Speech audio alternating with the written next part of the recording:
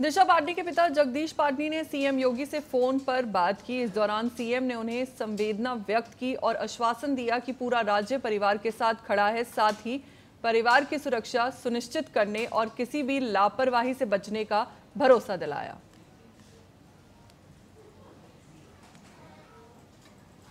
हाँ, देर रात माननीय मुख्यमंत्री जी का मेरे टेलीफोन पे फोन आया था और उन्होंने हम पूरे मेरे पीड़ित परिवार को सांत्वना दी है और विशेष रूप से उन्होंने कहा है कि पूरा प्रदेश आपके साथ है और आपकी सुरक्षा में कोई कोताही नहीं बरती जाएगी।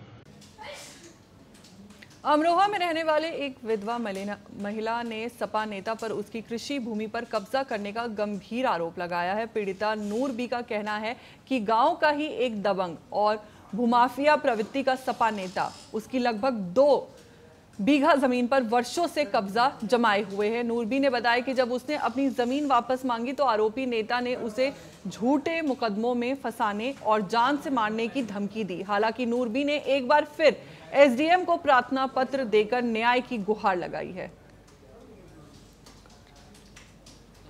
नूरबी कहाँ की रहने वाली हो? दवाड़सी की। क्या मामला है तुम्हारा, बताओ। ये जमीन अकील ने मेरी फांस रखी हुई 1.5 बीघे और मुझे बड़ा परेशान कर रहा है ये। और जब मैं शिकायत करती हूँ तो धमकी देता है कि मैं तेरे लड़कों को मरवा दूंगा और जोगी जी से मेरी ज़मीन दिलवा देना। तो क्या चाहती हैं आप? न्याय चाहती वो हैं? ये है कि मैं अपनी ज़मीन मेरी मिल जानी चाहिए।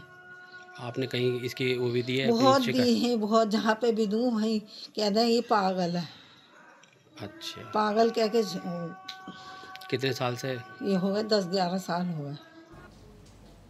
हमीरपुर में टीईटी परीक्षा की अनिवार्यता के खिलाफ शिक्षकों ने जोरदार प्रदर्शन किया। सुप्रीम कोर्ट के आदेश के बाद परीक्षा अनिवार्य किए जाने पर शिक्षक गुस्सा हैं। हाल ही में एक शिक्षक ने टीईटी के तनाव में आत्महत्या कर ली थी, जिससे मामला और गरमाया था। शिक्षकों ने रैली निकालकर नारेबाजी की और प्रधानमंत्री को संबोधित ज्ञापन जिलाधिकारी को सौंपा। हमारा कार्यक्रम माननीय सुप्रीम कोर्ट द्वारा जो निर्णय आया है, हमारे वरिष्ठ साथी शिक्षक हैं जो 2011 से पहले जिनकी भर्ती हुई है उनको टीटी अनिवार्य किया गया है 2 साल के अंदर करने के लिए।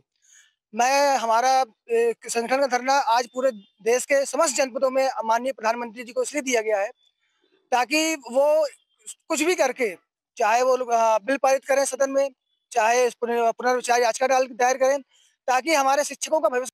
आज ये टेट परीक्षा जो प्रसिद्धि अध्यापकों पर माननीय सुप्रीम कोर्ट के आदेशानुसार लागू की गई है, उसके विरोध में आज हमारा धरना प्रदर्शन था। और धरना प्रदर्शन के पूर्व हमारे जनपद महोबा में और जनपद हमीरपुर के तहसील राठ में हमारे साथी के द्वारा आत्महत्या की गई, सुसाइड की गई।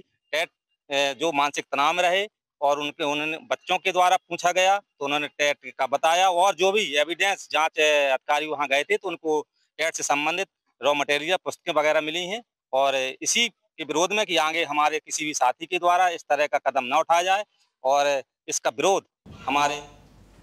इसी बीच लखनऊ से एक बड़ी खबर सामने आ रही है, जहां केसरबाग में पेड़ गिरने से हादसा। पेड़ के नीचे कुछ लोग के दबे होने की आशंका। पुलिस बल मौके पर, बचाव अभियान जारी। घटनास्थल पर पहुंचे deputy CM Brajesh Pathak. Deputy CM Brajesh Pathak ने हालात का जायजा लिया। लखनऊ से इस वक्त की बड़ी खबर, केसरबाग में एक पेड़ गिरने से हादसा। पेड़ के नीचे कुछ लोग दबे होने की आशंका जताई जा रही है। पुलिस बल मौके पर है और बचाव अभियान जारी है। घटनास्थल पर डिप्टी सीएम ब्रजेश पाठक भी पहुंचे और हालात का जायजा लिया।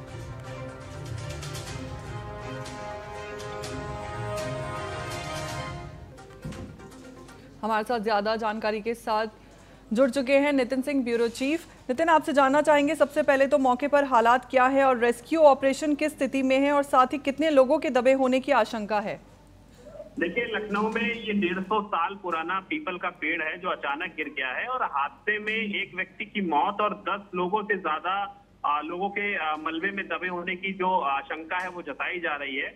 हालांकि 100 से ज्यादा पुलिसकर्मी जो है वो रेस्क्यू टीम में इस वक्त मौजूद हैं और लगातार लोगों को बाहर निकालने का जो प्रयास है वो किया जा रहा है। पेड़ को काट करके लोगों को बचाने का जो प्रयास है वो किया जा रहा है और इसमें किसी भी तरह से कोई ढिलवाई ना हो, इसलिए उत्तर प्रदेश के डिप्टी सीएम ब्रजेश पाठक खुद मौके पर मौजूद हैं।